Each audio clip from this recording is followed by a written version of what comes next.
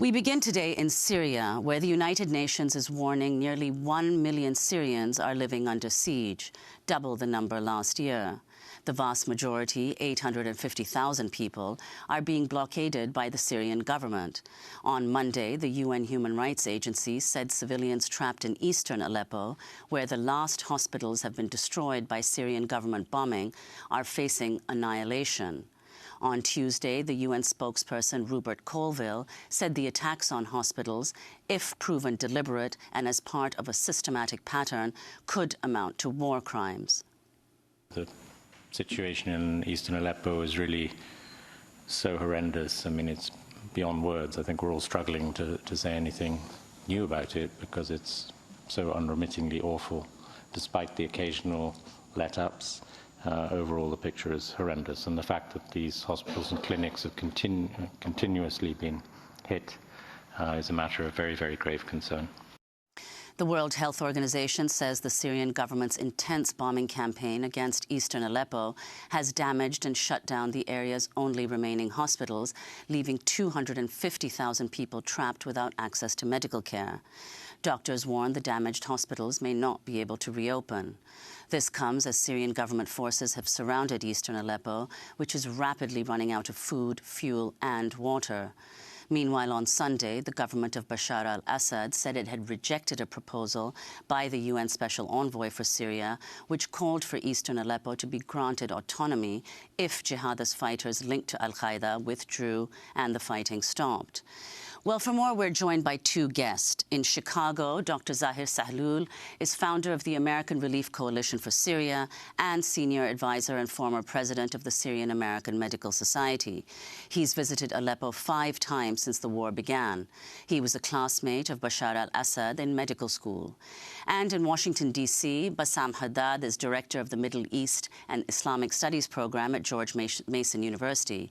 He's co-founder of Jadaliyya and director of the Arab Studies Institute. He wrote a piece for The Nation last month headlined, "The Debate Over Syria Has Reached a Dead End." He's also the author of Business Networks in Syria, The Political Economy of Authoritarian Resilience. Welcome back to both of you to Democracy Now!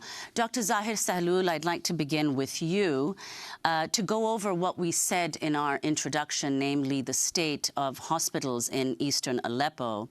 According to the World Health Organization, there aren't no functioning hospitals left in East Aleppo. And you were last on the show in August when you said the situation in Aleppo was, quote, 10 times worse than hell. Could you tell us what you know of the situation in East Aleppo today, and in particular the state of medical facilities? It's even worse than last time, and really words at this point do not mean anything. The use of catastrophic or beyond description do not mean anything because we're talking about a city that has 300,000 people, among them 100,000 children who are trapped with no food or medicine for the past 4 months and a half, and everyone is watching them with indifference. That's at least what they perceive.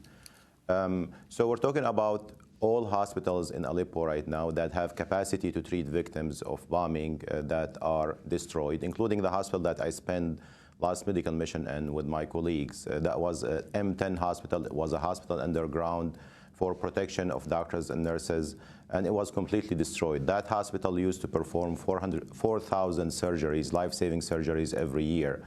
In the last 2 days, 2 more hospitals were destroyed, which are the largest hospitals that are doing surgeries and taking the trauma patients. Every day there are massacres, and right now the space for treating these patients is shrinking, in addition to the shortage of the medicine, IV fluid, antibiotics, pain medicine, suture sets, and of course the shortage of doctors.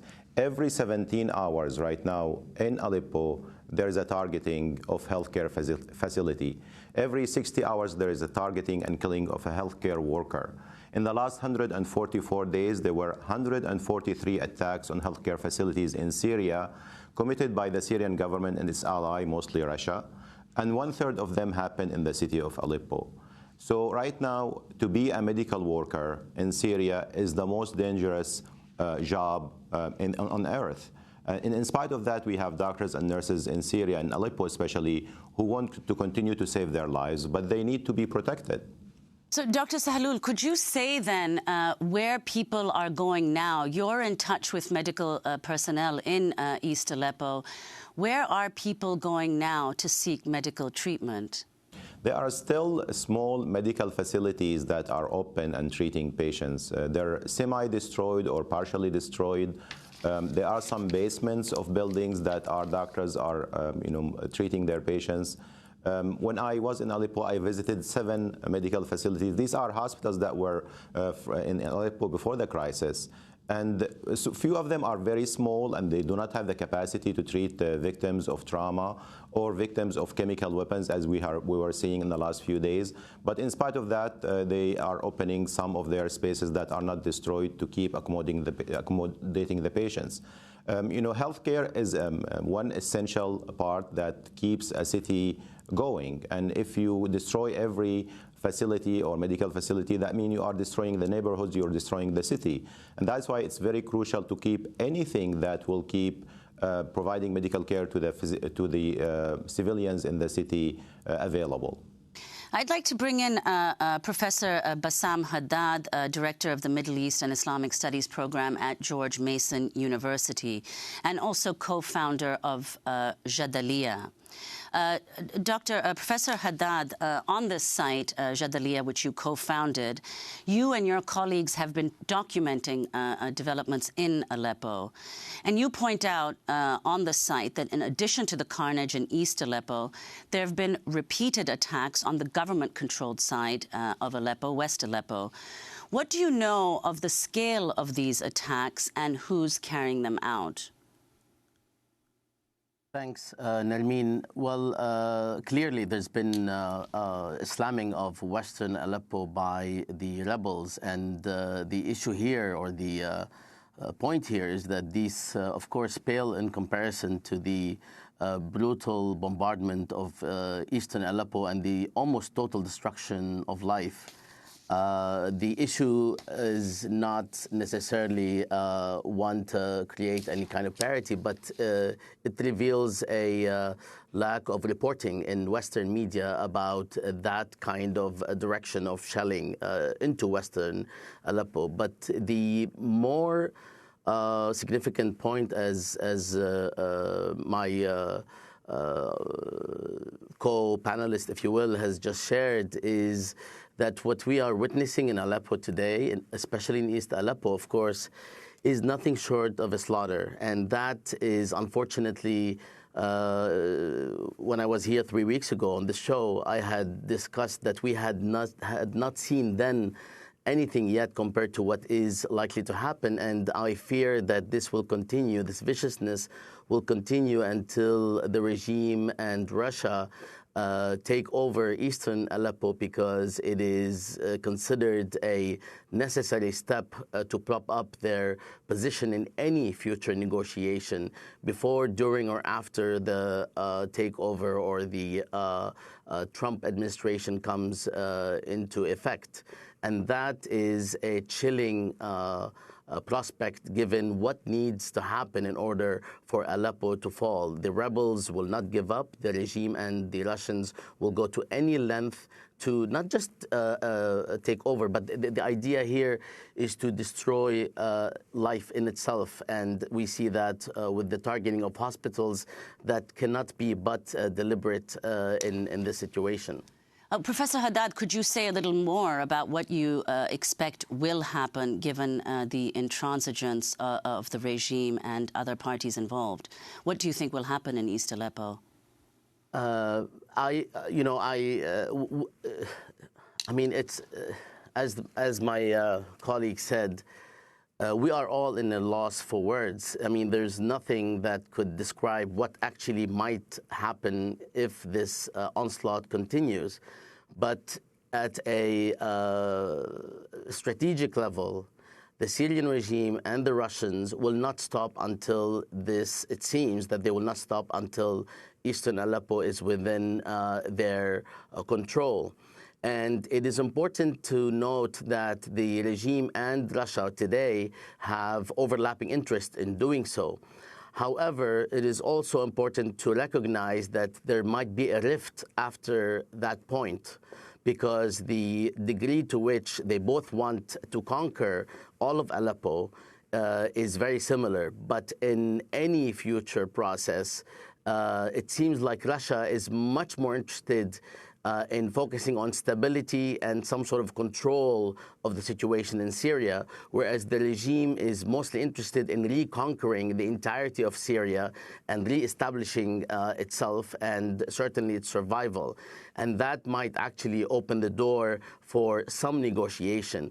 But I fear that if this is the case, if the entirety of Aleppo is captured, it will leave in any scenario very little room for negotiation at a time when no international power, and certainly the U.S., neither have the will or the interest in doing very much to stop this. So there is this theater that people are asking the United States to intervene and to do more, but in reality, neither is there a will, nor is there any kind of desire to stop this process. And it seems that there is a consensus, not just against the revolution, as people say. People are always concerned about the revolution, but there is a consensus against the well-being of Syria and Syrians, with or without the revolution or the regime, for purposes that are mostly geopolitical. Because as we know, before 2011, all the parties that supposedly today are trying to defend Syria or fight for Syria or help the revolution in Syria were supporting the Syrian regime, from the Arab Gulf states to the United States at various times. Well, before we talk about the role of the U.S. in Syria, I'd like to ask Dr. Sahlul about comments that some have made that groups like Al-Nusra and other extreme Islamist groups operating in East Aleppo are keeping people hostage and using them as human shields in East Aleppo. There have been reports that people in East Aleppo fear leaving for the western part of the city because they're likely to be detained there as terrorists. Dr. Sahlul, could you comment on that and what you know of the situation of people attempting to flee East Aleppo? When I was in Aleppo in the last medical mission, just before the siege became a reality, I was there with two physicians from Chicago, Dr. John Kaler and Dr. Samuel Attar. We frankly did not see Al-Nusra. We visited all hospitals in Aleppo, and it's dangerous for me as an American doctor to be in a situation where you have encounter with these terrorists. But we have not seen any signs for them, at least in the neighborhoods and the hospitals we visited. Now, there might be few fighters of Al-Nusra in the city of Aleppo and around it, but that's not what is keeping the people in. Let's not forget that the population of Eastern Aleppo was 1.5 million before the crisis, and right now it's 300,000. That means the 1.2 million are already refugees or internally displaced somewhere in Turkey, in Europe, or in the rest of Syria. The 300,000 people are there because they don't have any other place to go. Even if they wanted to leave, where would they go? Turkey has sealed the border completely. Any other place in Syria is dangerous because the Russians and the Syrians have been bombing Idlib, for example, which is nearby. They cannot go to government-controlled areas because they can be tortured and detained, and of course that happened frequently previously. In other places they were put under siege. And if they are let go, that's called ethnic cleansing, forced evacuation, according to the United Nations. It happened in Daraya, it happened in Mu'addamiyya, it happened in Zabadani, it happened in the old city of Homs. And right now we are witnessing what's becoming the next ethnic cleansing or forced evacuation in Syria. There might be some terrorist group or Al-Nusra around Aleppo, but that's not what's keeping the people in. And what's keeping the people in, that they have no other place to go, and they are also trapped. They cannot go to any place that is safe. And Professor Bassam Haddad, to return to the point that you raised about U.S. involvement in Syria, I'd like to quote from an interview with the Syrian writer and political dissident Yassin Al-Haj Saleh. You pointed out that the U.S. has been supporting rebel groups in Syria, as of course they have. But he says in this interview with The Intercept, quote, "In many important ways, the Americans have been supporting Bashar al-Assad. al-Assad. The United States helped create a situation, he says, in which Syria would be plunged into chaos, but the regime would remain in power. So could you respond to that and also give us a sense of what U.S. policy vis-a-vis Syria has been from the start of the uprising in 2011 to the present day? Yes. Well, first, I respect the perseverance of Yassin Al-Haj Saleh as a dissident who was imprisoned by the Syrian regime and suffered the structural brutality for 16 years by the Syrian regime. And I support the idea that the U.S. intervention has been anything but positive from the very beginning. And, you know, as I shared earlier, I mean, this has been, in my view, quite obvious. It's just that I also wish, based on the quote that you gave me, I wish that Yassin Al-Haj Saleh has or had thought about this or provided it as an advice early on to the revolutionaries when they were tripping over themselves here next door down the street in Washington, D.C. to cozy up to U.S. policymakers in trying to move things in a particular direction, when in reality this was basically a moot point considering exactly what Yassin Al-Haj Saleh is saying right now. So in my view, that is not a controversial point, and the idea here is to move beyond this call for U.S. intervention and think about what is the real interest of Syrians, because everybody's bypassing the interests of Syrians. In fact, as a result of this kind of support by people like Yassin Al-Haj Saleh for a more critical view, we are beginning to see a rift, if you will, between think tank analysts within the U.S. Supportive of a traditional establishment approach that seeks to secure, first and foremost, the security of Israel. We're beginning to see a rift between this group of supporters of the Syrian revolution and many Syrians who support the Syrian uprising and revolution, whereby the former group is much more interested in the outcomes of the revolution in relation to Iran's domination of the region or control and Israel's security, whereas the revolutionaries are much more interested in the well-being of Syrians. And this rift actually can be viewed by looking at how think tank analysts today are scrambling to oppose a Trump policy on the basis of not the Syrian people, not the health of the Syrian uprising, but on how it might produce positive effects. That is, Trump's policy might produce a positive effect for Iran, Syria, and their allies, including Hezbollah in the region, and how it would threaten Israel. This line of argument reveals what has been the concern and the worry from the beginning of that kind of trajectory. And this is actually what we are witnessing today, and that quote is apt, a rift that should have existed from the very beginning for the sake of building a healthier, independent, and democratic uprising in Syria against a dictatorial regime. And Dr. Sahlul, very quickly before we conclude, the Syrian President Bashar al-Assad commented for the first time on Trump's electoral victory last week, calling him, quote, a natural ally of his regime. So could you very quickly tell us what you expect from a Trump presidency vis-a-vis Syria? Before that, we're calling for a day of solidarity with the doctors and nurses in Syria on Friday, where everyone should put a hashtag that never again is now to support medical medics in Syria. And this is something that is very important, because committing war crimes against doctors and nurses should be rejected by everyone. It should not be normalized. Now, Trump has said that he will support President Assad. What kept the people in Syria hopeful of the future, the fact that there will be one day that they will have the same liberties and freedom that we have and enjoy in this country.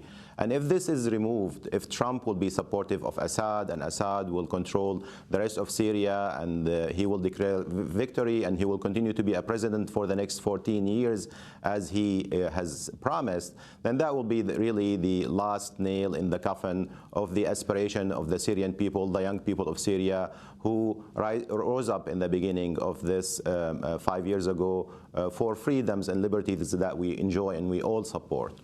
Well, I want to thank you both for joining us. Dr. Zahir Sahlul, founder of the American Relief Coalition for Syria and senior advisor and former president of the Syrian American Medical Society. He's visited Aleppo 5 times since the war began and was a classmate of Bashar al-Assad.